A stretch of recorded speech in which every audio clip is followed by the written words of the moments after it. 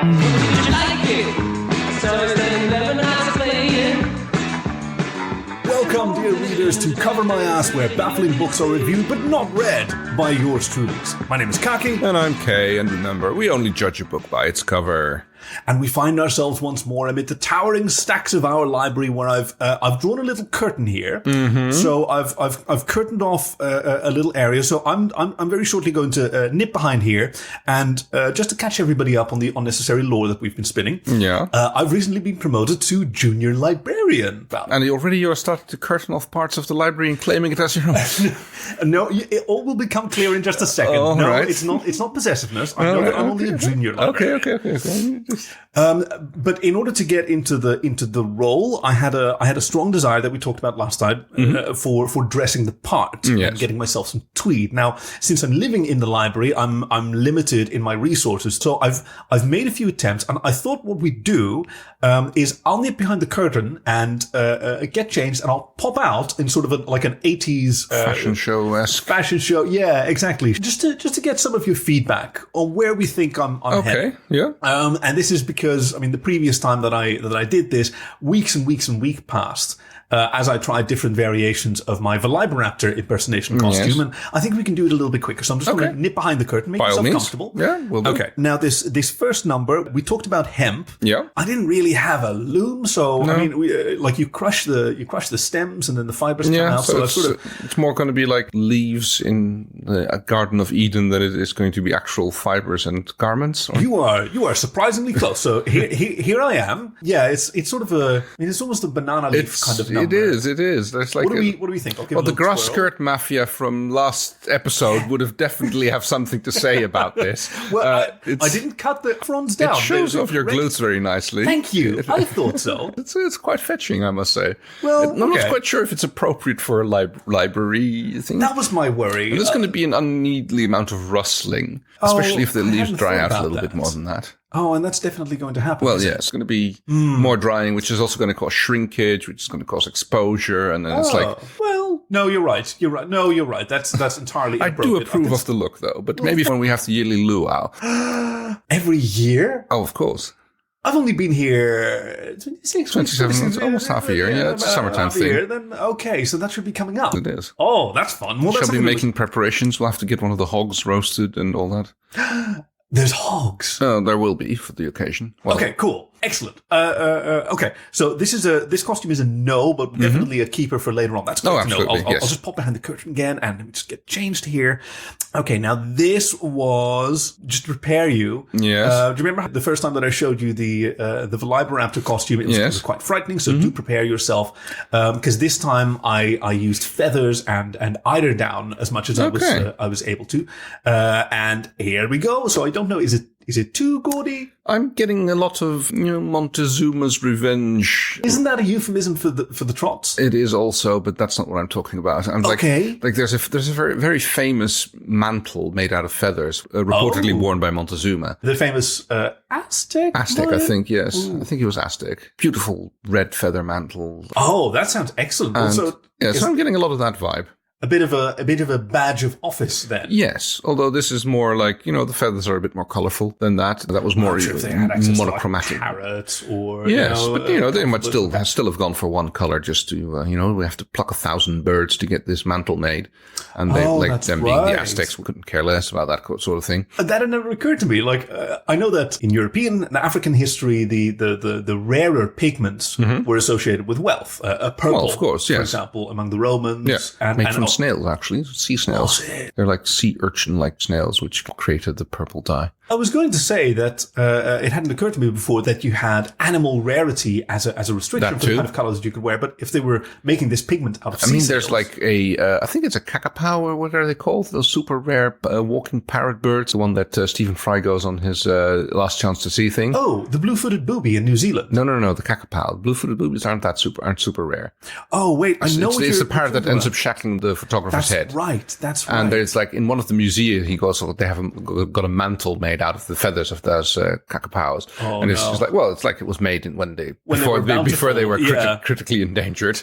And it's but right now that's like a super like rare and priceless item, really, because there's no way that could be made because it would require the entire population of the bird. Oh my goodness! So yes, it's very good. Again, it's not really in theme with it doesn't really match the tweed and elbow patches look that you were going to go for. No, I see, and it's so. What I was thinking with this particular number was, I mean, not a lot of libraries have their own ecosystem. True. And certainly not one that is as colorful as this one. But I mean, maybe if this is a mantle of office, then we'll just keep it aside for maybe if I ever make it to a librarian or develop any more seniority. Maybe we can use this for ceremonial purposes. Okay. Well, but again, reuse, recycle. I'm all about. Of course, yes. Yeah. I mean, those Velociraptors wouldn't have let those feathers for nothing. See, that's what I like to think as well. Yes. I mean, I gathered them mostly from the reflecting pool where we reflect on the horrible bloodbath when the Velociraptors discovered the ducks there. So there was a lot of duck feathers, but they were all covered in blood, and there was a lot of Velociraptor feathers that... Yeah, they do get a little bit possessive when it comes to food. There's a lot of nipping and biting and infighting. It's not the best side of them, honestly.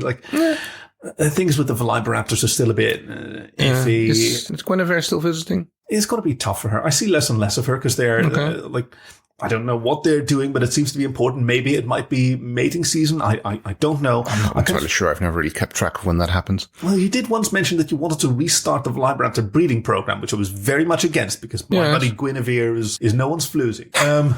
Okay. We try to avoid each other because they do still make these raids against the section of novels based on films based on novels. With particular attention to the novelization of Jurassic Park, the film with the book. Yeah, I can imagine that still being a bit of a sore point. It is. So I've actually moved that up to the. Do you remember the network of ladders that I built over the over the shelf? So I've moved that entire section up there. I hope that's okay. I thought it would be fine in my capacity as long as it's as long as the shelves are clearly labeled. Yes, I've updated the Jury Imperial system to.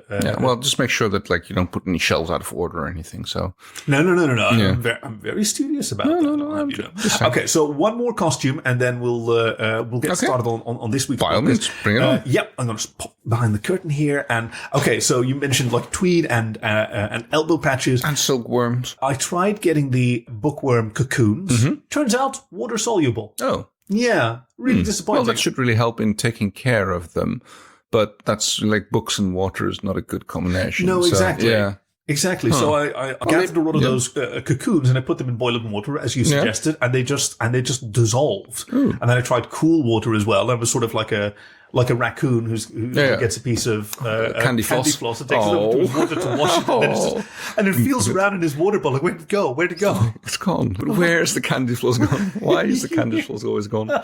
But. Turns out that depending on their age, the leather skin of these horrible creatures has different hues. So I did some tanning. Yes. So here we go. And this jacket, it has the effect of being calf skin, but I do have the darker elbow patches. Oh, yes. I think this is much more refined. This is much more in theme with I'm so happy to hear that. It's much more distinguished. A little bit of shame that the patchwork of small, I mean, it does make it look a little bit more, thrown together post-apocalyptic, sewn together out of random patches. If you trim up and tidy up the seams a little bit more, then it should work fine. Oh, that's an excellent idea. That'll make it still patchy, but it won't look like Reavers chasing the firefly, Yeah. That was some intimidating science fiction stuff. Yes. Speaking of science fiction, that's where we're going this week again. It is very good, Bridge. Thank you. So what do we... Yeah, thank you. Thank you. I'm still applying for the Podcast Segway Award of 2018. First prize is a Segway, actually. Oh, that would really help me get around. It wouldn't help me to get up to the section of... it's not very good on ladders. No, it's not. But yes, we were talking about space because space is the theme for this week's book. So what do we have in store for our readers this week? This week's book is by Paul French. It's called Lucky Starr and the Pirates of the Asteroids. Ooh. For the readers at home, if you look down at your podcasting device, you should be seeing the cover of today's book, and otherwise look in the show notes for an image and a note. Yeah, I keep forgetting those. So I've got to do that straight away. For a while, you were doing it very diligently, and then it kind of and then it flipped into mid-episode, and I think I missed a few. I'm so worried in case our readers don't know that they can look down at their podcasting device. So what did they see? Assuming that you're seeing the same cover spoilers. Of course you would be, because it's on your podcast device and it's attached to the podcast. So even if the book you might have read had a different cover, you will still be seeing the cover of the book that we are reviewing. That's a very good caveat. Should we do that caveat every episode now? Let's not. Okay. It seems a little bit unnecessary in retrospect. So yes, we see I think it's a scene from the book. Obviously, there's only one outside spacesuit wrestling scene in the entire book, so it kind of has to be that.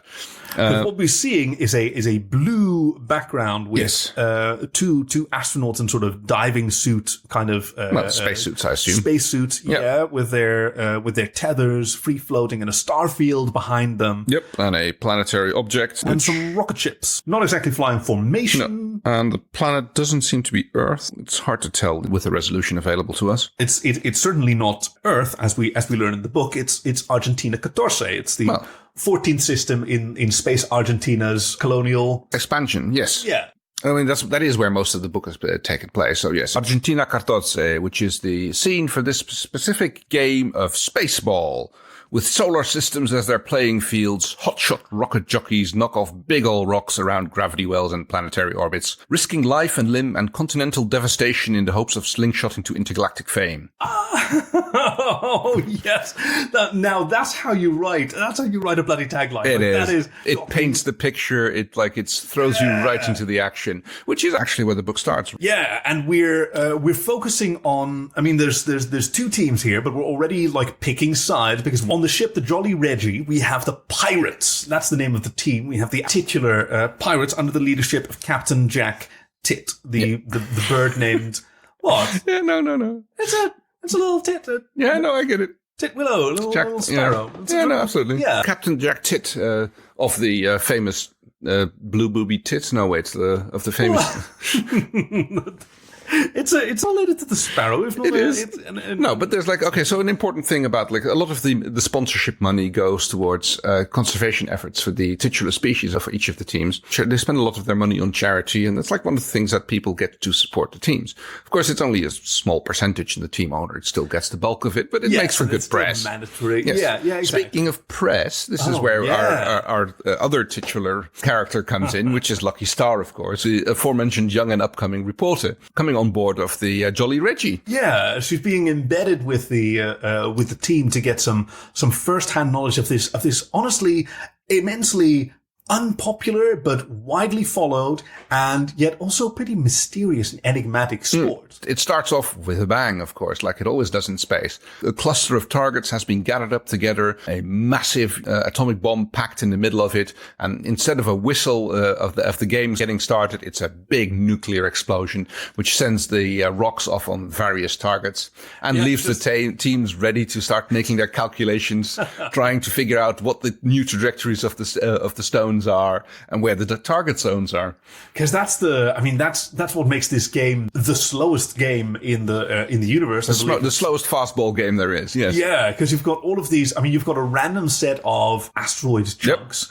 That you have to keep track of as they careen through a solar system. And you also have to score with them. So you have to adjust their orbit. We're talking about objects moving at kilometers per second, and yet the game lasts a year. I mean, that's a pretty quick game because obviously you have teams facing off against each other to see who can score the most within a solar system. But then that is part of a galactic competition, which can take centuries, where everyone has to go into cryosleep between games. Fly over to the next system. And and yet people follow it. There's lots of armchair orbital technicians who are sitting there doing their own plotting. Yes, but actually, if they do a slingshot around Alpha Magma Centauri, then they could cut off 6 months of their travel time and then score it through the Beta 7. The amount of podcasts attributed to this is ridiculous. I'm glad to see that podcasting is still a thing this far into the future. It's a very cool form of entertainment. The goal, of course, is to get as many of the detonated rocks that careen through the system to hover quietly in the G spot. It's a no, you giggle, but it's a gravitationally inert spot in the solar system where gravitational pull of various heavenly bodies sort of cancel each other out and it's extremely stable. Yes. Sort of like Lagrange points, but... Well, that's exactly what a Lagrange point is, but, I love that the author names it the G-spot. It's a G-spot, because this is where the gravitational spot. No, I get it. Yeah, you get it. See, it's not weird. But so, like, the trick is you want to gather as many of the chunks of identified asteroids. Yeah, they're all tagged. Well, they're all made of highly radioactive uranium, so that they're easy to tell apart. Yeah. Nothing else irradiates the solar system as much as this synthetic. So you want to gather as many of them as possible and deliver them as quickly as possible to this G-spot and have them come to rest there. So you've got to do a lot with momentum and inertia and cancelling stuff out, which is just a thrilling concept for the game. I was immediately captivated by the mathematical complexity of this game and the subtlety and the scale on which it's played. Yes, I mean, half the ship is a computer just for doing the orbital calculations, and another quarter is like observation, telescopes, radar systems, mass detectors. In the case of the Pirates of the Jolly Roger, that would be Newton, their, I've got to say, rather sadistic AI. It does have a tendency to mess with the crew a little bit. And anything else that it comes across, like, it's very, I mean, it's pretty misanthropic toward its own crew, but extremely aggressive toward the opposing team. And of course, in any game of SpaceBall, there's really 3 participants. I mean, there's the 2 teams, and then there's the inhabitants of the solar system in which it's played. I mean, this is one of the reasons that the game is met with mixed criticism. I mean, back when it was still played in the Earth solar system, Buenos Aires got taken out by a foul ball at one point. On the other hand, this is the same reason people watch Formula One, you know? It's like they don't want cars to crash, but they certainly not into the audience. But it would be kind of cool if something happened, you know? It's like, it's a little bit ghoulish. I think so. That is human nature. I get it. It's not exactly a blood sport, but there is a hope to see something. Ooh. Exactly. Like, you don't want it to happen, but it would be kind of cool if it did. It's like when you're watching a rocket launch, you know, it's like, I hope it gets into orbit, but wouldn't it be cool if it exploded? I never have that. I always just marvel at the technology. I do too. But I mean, I remember watching that Falcon 9 coming down, the one that was meant to land on land, but ended up in the water. It's like you're sitting there watching it come down, it suddenly starts spinning and you go like, that's not going the way it's supposed to go. And it's just like, what's going to happen? And and suddenly it jumps the thrill even more. I mean, it's amazing to watch these rockets land anyway. You know, I do kind of get it. I did once, I borrowed an oven dish from a mutual friend of ours and I just used it to cook baked beans or something. I'd taken it out of the oven and I'd set it down. It was immensely hot, of course. I set it down on the counter and I put the oven mitts away. Then I heard a squeak and I saw it sliding and like time slowed down. Yes. And I sort of realized, I cannot grab that thing. It is too hot and my tender flesh can't handle it.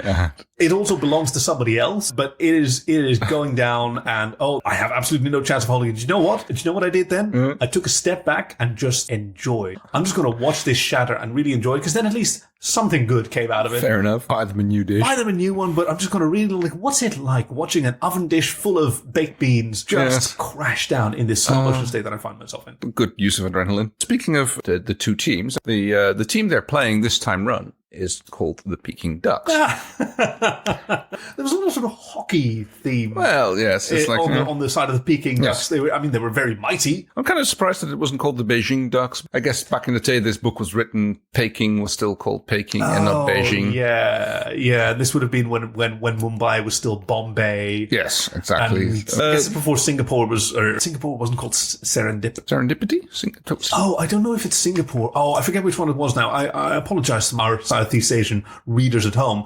But yes, one of the nations was named Serendip, and it was after a Princess Serendip. She would just find things. She'd wander into the forest and she would just find things, not necessarily something she was looking for. Yeah. But that's where we got the word serendipity. It's because this idea of just finding what you need, not what you sought. I mean, I know the word, but I didn't know that was where it came from. There's so many words that have like historical origins that we just don't remember. I remember a friend telling me he wrote it was an author friend of mine, Ryan Campbell. He's finishing his trilogy. That's the Feet of Clay? No, Gods of Clay. Feet of Clay is Terry Pratchett. And Ryan told me about the difficulty of writing like prehistoric fiction. So this is like Stone Age, because you can't use words like mesmerized, like being mesmerized by something, because that was named for Mr. Mesmer. Mesmer, a German hypnotist living in the 18th or 19th century. Yeah. So all of these words, like he considered it very important, even though we would understand them, to like eliminate those and just stick to basic vocabulary. I suppose you can use them in descriptive ways as long as the characters themselves don't use them. I think it's a degree of purism that's kind of hard to sustain, because every word we use was a neologism, a newfangled word at some point. That word is made up. All words are made up. Yes, yeah. A fantastic observation by Thor Odinsson in Avengers Infinity War. I thought you weren't into. How do you quote Infinity War when you're not? Well, it's a good quote. So I guess that's why. That's probably why the Peking Ducks have this old-fashioned name. Like, there's no mention made of it being a throwback name or sort of a reclamation. Well, I mean, every system has its own team, and then they play their home match, and then they play their away match, and then they go through the entire league. And sometimes, you have new ships, new crews, new captains, and it's still the same team because they've been playing this game for the current league game have been going for 75 years, I believe, in the book. Yeah, it's kind of a grandfather's broom kind of. It is, and it's. But it also makes for a lot of tradition. Yeah. People trying to uphold the spirit of the ship. So the first several chapters are spent describing the game, how it's played, how the ships tug the rocks, push them around, daring extravehicular activities in hooking tethers to the rocks.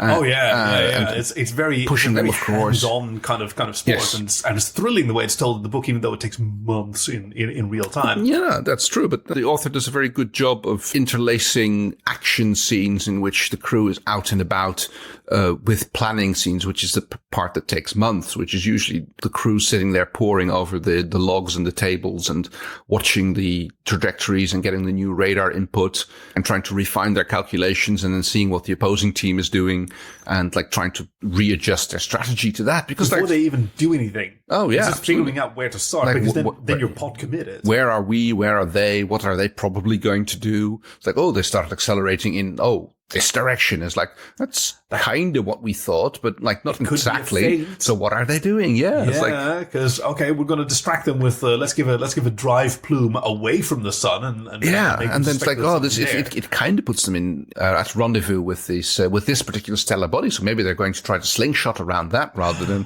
and it's there's a lot of tactical planning going on in especially since they have a third contestant to deal with, which is the inhabitants of this solar system that desperately do not want a game of SpaceBall to be played here. Yes, so the ragtag brand of brigands who are trying to disrupt the game. Nothing really ragtag about them. We're talking about the Agrupación de las Fuerzas Espaciales from Argentina 14. Yes.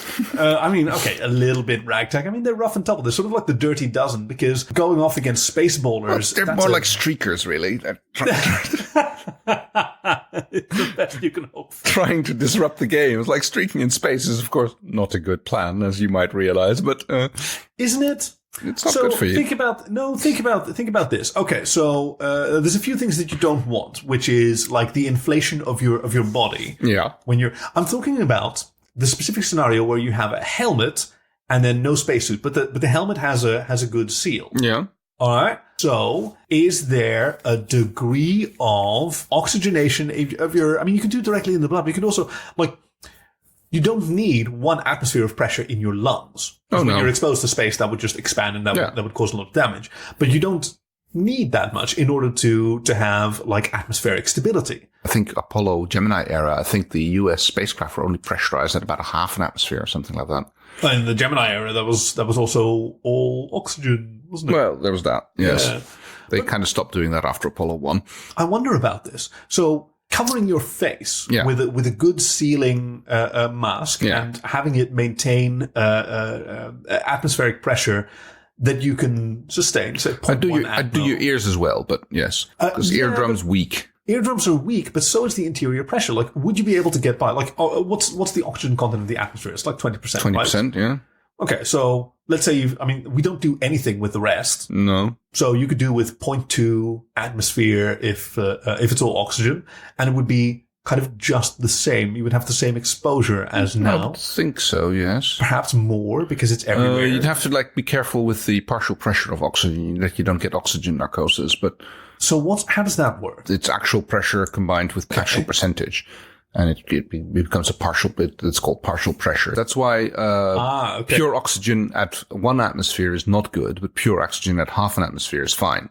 See, that's what I'm thinking. So you could entirely expose most of your body to space. I mean, it's not going to swell or anything. Well, might leave bruises, I suppose. You might turn into one because there's still a pressure. Your body's... It's water. Your body is mostly water. Yeah, but so it wants to evaporate. All the water on your skin, it immediately starts to evaporate. Yeah, okay, because the boiling temperature is reduced. Yeah. You wouldn't wee because there's negative pressure from outside. So there's nothing pressing down on you. And also, whatever differential there is between your interior and exterior pressure is uniform over your entire body. True. So there's nowhere that it's localized. No. I find it hard to imagine that you would even have clubbing of the fingers or anything. The biggest problem would be getting the mask to seal properly, because the air pressure inside your mask would want to escape from underneath the seals. Yeah. But so let's assume some adhesive. Let's assume a technologically ideal solution. Yeah. Because I think the bigger problem is once you have air in your lungs. You've done diving. Yes. Have you gone to depths where you need to up the pressure of your air supply? No. Well, the regulator in your mouth always makes sure that the air coming into your mouth is the same pressure as the water. So that's not that's not a problem. Because that would start at it's 1 atmosphere per 10 meters. So yes. Yeah. Okay. But you cannot use a snorkel at more than half a meter deep. Your chest muscles are not strong enough expanding against the water pressure at that shallow a depth already. Right. It's the whole thing with a long reed underwater that only works if you're right under the surface. If you are more than 20, 30 centimeters, it becomes almost impossible to breathe in. If you have a half a meter tube, you cannot breathe up against the water pressure at that point. Especially if it's a half meter tube and then your actual lungs are another 40 centimeters below that. This would be the opposite problem, because I don't know how that works. You'd have to exhale against that same air pressure trying to... Yeah. So I don't know, but I guess you could I wonder if the mask served as an iron lung. Well, and did the pressure regulation for you. Yeah, maybe. And you just open your mouth. Because that would also solve the issue with your eardrums, because the pressure inside your I don't know what it's called in English, the middle ear. The inner ear. Yeah, that's one. Would not be higher than what's inside your lungs as long as you keep your jaws wide open. It's what they recommend when there's about to be a big explosion or whatever, a lot of air pressure, that you cover your ears, make cups with your hands, cover your ears and open your mouth so that the pressure can enter your skull at the same time that it comes in from the outside. Yeah. Cupping your ears breaks up the shockwave a little bit. Exactly. So we've had a long hypothetical discussion about jumping out into space naked, which does not actually occur in the book. There hasn't been any editing yet, so maybe we didn't. Yes. So, the Peking ducks who are on their ship, the Fumling. The Fumling. Yes. There is a bit of, so we've got to say this. Certainly in the era where this was written in the 70s, Anglosphere sports have a bit of a history of cultural and racial insensitivity. I mean, we deal with this even with this. Mostly North American, mainly, but I didn't want to single anybody out, but that does. I mean, it's not like you have the Canterbury Darkies, but you still have the Redskins. And I know that there's arguments for or against, but I did see the wonderful headline that an official statement that was that there was no room for racial epithets at Redskin Stadium, and the response to that was at the where? At the Redskins. Yeah. I mean, I can understand that people are fighting for their cultural. My cultural heritage? Yeah, a little bit, but that doesn't mean that it's right. Exactly. Yeah. It's not Peking, it's Beijing. Yeah. It's not Jakarta, it's Jakarta. Yeah, and then there's also Jogjakarta, which is Jogjakarta. Wait, hold on, that one is Jogjakarta. I don't know how it's... Oh dear, apologies to our Indonesian-speaking readers at home. Jogjakarta. My dad's actually from one of those two places. It just depends on how drunk he is, what he tells me. Fair enough. So yes, the game is afoot, as they say. Yeah. Or mostly the game is a space, because there's not much of footing about. Not a great slogan, but yes, the game is space, and I mean we see it mostly through the eyes of Lucky Starr, who is very excited during this early strategic phase where everybody's trying to... She goes in with a negative response. I mean, she can very much understand the fuertes especiales, and she's kind of almost... Espacial. Oh, espacial. Yeah. Oh, I only now got it. Espacial.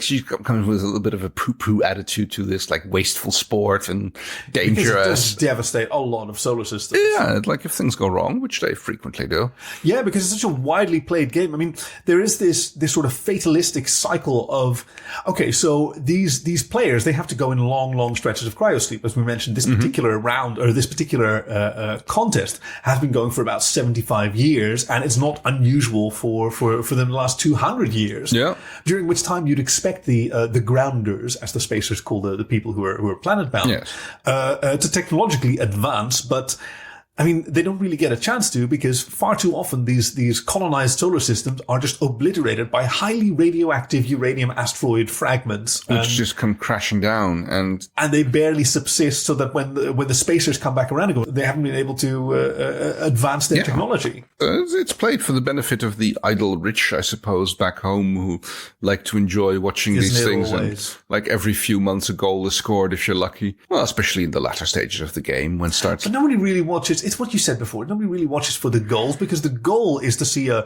large heavenly body slowly come to rest and linger at the G spot and congeal with whatever else was there. Although it does get quite spectacular in later stage, latter stage of a match, when it becomes less pool and more jeu de boule. Yes, and, exactly. There's like trying to knock each other's rocks out of orbit, and to cunningly like slow down your own rocks by sending them careening toward the G-spot and then crashing into a moon and then shattering the moon, and that slows it down. And of course, it sucks for anybody who's colonized that moon. But I mean, there were some very spectacular shots which basically grazed it just off the surface of a moon, resend it off on a different course, slow it down, and just like and bring that it was back the in. end of Buenos Aires Nuevos. Yes, there seems to be a bit of bad mojo on naming places. Buenos Aires. To be honest, I thought it was a bit of a stupid idea anyway to name a bit of space rock with no atmosphere Buenos Aires, but it's optimistic. It's an aspirational name. I guess that's very appropriate in this case. Aspirational, yes. She gets Lucky Starr gets to know a lot of the crew. I mean, it's not just Captain Jack Tit, who is not particularly interesting. I mean, he's also the G whiz of the team. He does all of the calculations, but she's much more interested in the parsec back, which is a much cooler, like outgoing, aggressive player, who in this case is Anne Dieu le veut, named for a famed French pirate. The name means God wants it, Dieu le veut. Oh.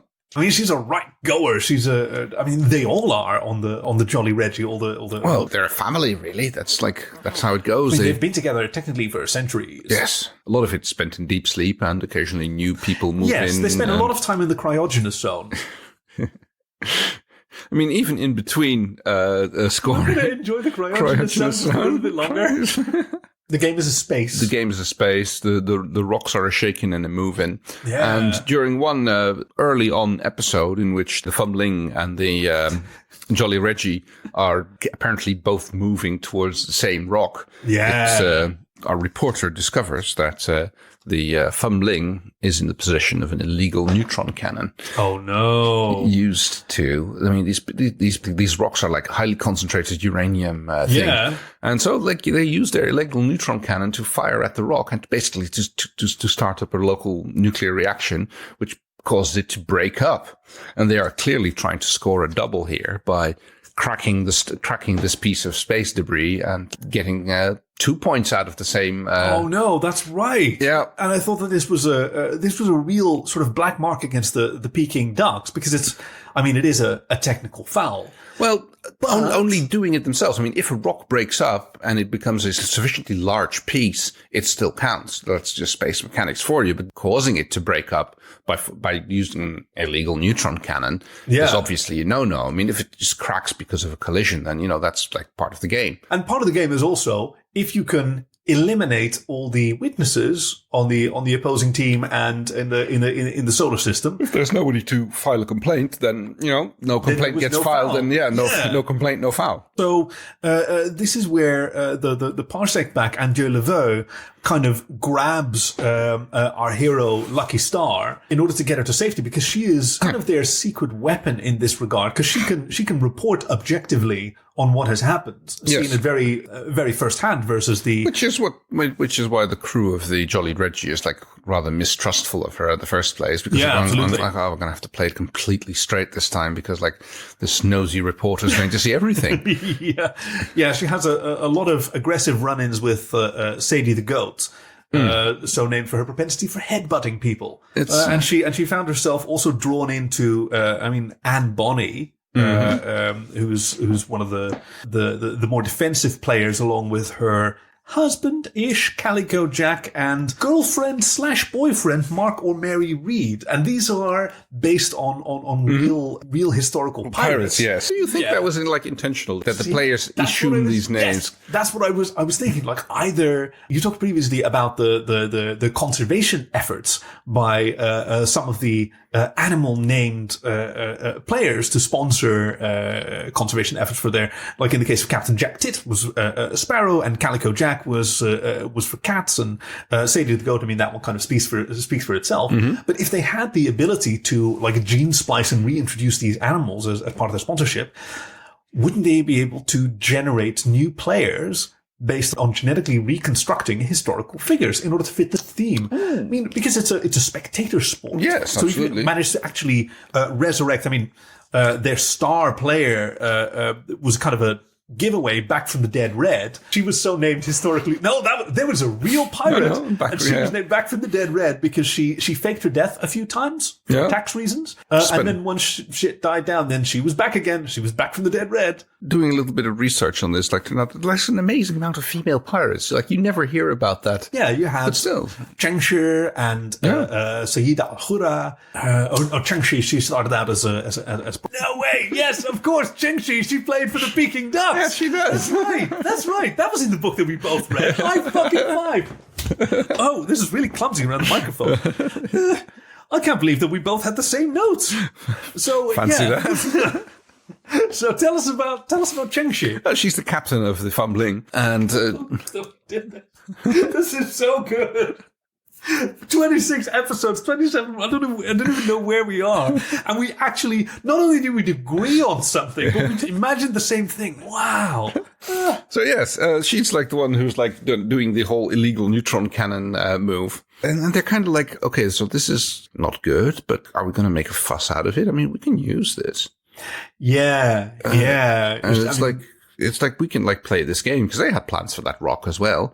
And well, they just didn't involve illegal technology. No, but they had their own slingshot plan to loop it around the moons and then skimp it off the slow it down by cutting a big swath through the environmental area of this particular solar system's ringed planet. So Captain Tit has a Captain Jack Tit. Captain Jack Tit, right? Yeah. They have these full names, and they do like them to be fair enough. Okay, fair enough.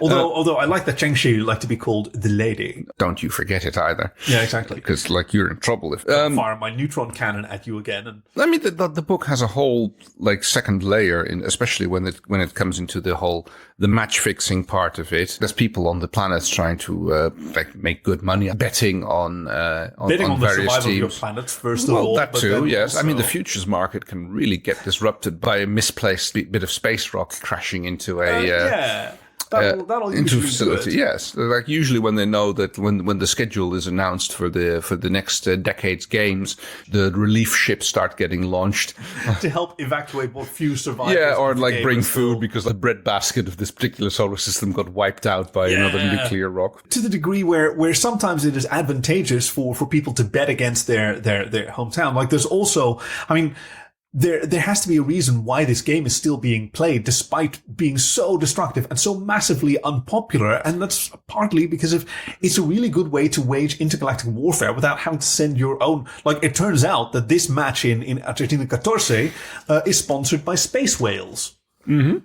Not whales as in the space creatures, but whales as in the space nation of Wales. The continuation of the Welsh-Argentine Cold War. It's remarkable how that keeps popping up in the books we're reading. Right? It's obviously it had a huge historic impact. Like, Can you there's imagine a lot of bad blood there. There is a lot of bad blood. Wales So the rock gets broken up by the Fumbling's illegal neutron cannon, and Captain Jack Tit, I shall say now, decides like, okay, we're going to play this two ways. They plant a bomb on half the rock and pretend that they ignore the plan that the Peking ducks have with this rock, and they instead focus on the other one. Clever. Because what he's been doing, and I think it's a brilliant stroke of planning in his case. Yeah, I loved it. This is the best case of moving the goalposts that you have ever seen. Yes. Because what he does is he uses this second piece of rock with the bomb plants on it to completely obliterate it's like a Mars-sized planet, I believe. Yeah. Like shoot it out in orbit and thereby move the G-spot. Exactly. And it's like, and it's so clever. It's like just blasting this planetoid out of the solar system changes the gravitational mechanics. And suddenly, like the Fumblings, like rocks are all on the wrong course, and it's a sweep out of the solar system. Basically, and all of these mistakes that he's been seemingly making in the beginning. I mean, he was being criticized for being a very poor gee whiz. Absolutely. For sending the rocks in the wrong direction, and they'll never hit the G spot. And then he moved the G spot, which is the real trick, really. Yes, well, it's like if it's not where you are, it's like if it's not where it's supposed to be, then like als het niet kan zoals if you can't do it the way it has to be done, then you have to do it the way it can be done. Yeah, it's absolutely brilliant. And even though it involved the destruction of a planetoid, at least Argentina 14 was okay. And yes, minor damage, a little bit. Buenos Aires Nuevos. A little bit of radioactive fallout and stuff like that. But at least the system can continue, much to the disappointment, I'm sure, of the sponsor Space Whales when they find out about it in a few it's decades. like, oh God, we won, but we went to literal wipeout, not a like brilliantly executed game plan. Where having this match, this immortal game take place in their system is actually kind of it benefits Argentina 14. It makes them into a bit of a tourist destination. It's like hosting the Olympic Games. It's like you have to pay billions, and the odds of breaking even are small. But if you do, then it's a good thing. It's kind of a cool resolution where we have Governor Landland from Argentina 14. Inviting the pirates of the Jolly Reggie, except for Newton, the sadistic AI. Yeah, he kind of has to stay on board the ship. Plus, he wouldn't be welcome anyway. He can't be trusted not to poison. Exactly. The main course. So just leave it. Like, he's handy to have around when he's fighting on your side, but not so much when you're. He's a brilliant computer, but not very personable. And I think this is one of the very rare occasions in the entire sport of SpaceBall where the prizes are actually awarded by the joyous inhabitant of the solar system where the game had taken place, rather than posted out on the way over while they're already back on the way to the next. While they're all locked in their cryogenous guns aboard the ship. Yes. I can't believe that's the one that got such a lukewarm reception. I'm sorry, it's taken a while to sink in all of its brilliance. Okay, then damning with faint praise. But I thought it was a good book. And then I enjoyed it. And then Lucky Starr. Getting her, not exactly the expose that she was hoping for, because she doesn't get the exposition of the evil plan by Space Whales because it failed. I guess it's more about the rapport that she develops with the crew of the Jolly Reggie and how they accept her as her friends, Antje Leverne, Sadie the Goat, and Marco Mary Reed and Calico Jack, and all of them. Yeah, and Anne Bonny, and she stays on, even though she doesn't technically need to. But she becomes her embedded position. She enjoys it, and the powers that be decide it's not exactly make it into a reality TV show, but they like the little slice of life that they see. And prescient on the part of Paul French. Maybe he was ahead of his time. You'd almost say that it was Asimov-esque of him, how to get a good look at the future. Isaac Asimov, obviously a grand luminary. Now, I don't think that he'd ever do something so vulgar as sport in science fiction, but I think Paul French did. Yeah. I mean, SpaceBall sounds more like a movie that Mel Blanc would make. Mel Blanc? No, Mel Brooks. Sorry. No, the other one. I'm just going to imagine what Mel Blanc's SpaceBall would look like. And I think on that note, how will we review this book? Okay, I think we should rate this book on the Torino scale. Okay, now for the readers at home, this is something entirely new. I can see Kay consulting his notes. This is something very new, and I'm honestly excited to see where this is going, because we all know the Torino scale. The Torino scale. It doesn't need to be explained, does it? Well, in that case, I would give it a 7. No. Please do explain it. I was being cheeky. Well, okay, so the Torino scale is a ranking system used to rate the danger of asteroids. And it's basically a function of their kinetic energy and their probability of impact, divided up into 10 categories, whereas one being least concern is just like, yeah, we just spotted this and it's moving around.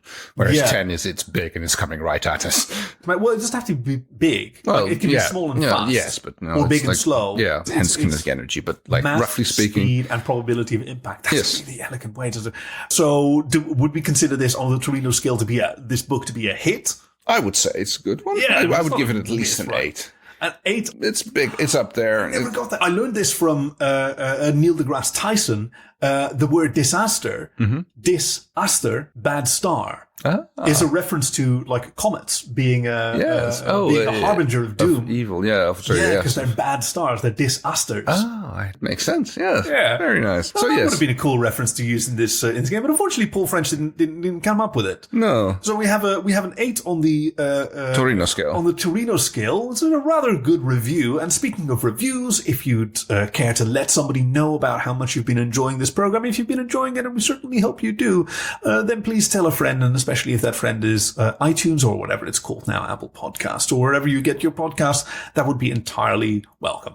So what do we have in store for our readers next week? Yes. Next week's book is by David Benatar. It's his very introspective work, Better Never to Have Been, The Harm of Coming into Existence. Whoa, that's deep. Thank you for joining us at Cover My Ass, where baffling books are reviewed but not read by yours truly. My name is Khaki. And I'm Kay, and remember, we only judge a book by its cover. So, can we run that by that one again? The art of... Can you imagine us both having chin shoes? Yeah, well, yeah. Thanks. I'm not that surprised. That's like